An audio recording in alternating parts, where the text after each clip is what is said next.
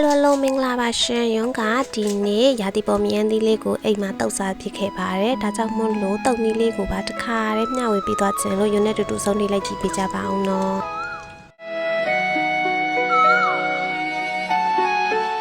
မြန်သီးလေးတွေကိုရေစင်အောင်စေးမယ်ပပလှီးပြီးတော့ပြီးရင်စက်သွန်လေးတွေထည့်မယ်ထည့်ရရည်ဆိုရင်တော့ခုနကထည့်ထားတဲ့မြန်သီးနဲ့စက်သွန်လေးကိုပေါ့နော်ပါဝင်ပစ္စည်းလေးတွေကိုအကုန်လုံးထည့်မယ်ပေါ့နော်အချို့အငံလေးထည့်မယ်ရုံးကတော့အဆက်ကြိုက်လို့ငွေတိမုံများများထည့်တယ်ပေါ့နော်ပြီးရင်တိတိချာချာလေးနှဲ့လိုက်မယ်ဆိုရင်တော့ဖြင့်အရန်ကိုစားလို့ကောင်းပြီးချစ်ချင်းဆက်ဆက်နဲ့တအားစားလို့ကောင်းတဲ့မြန်သီးတုပ်လေးရပါပြီရှင်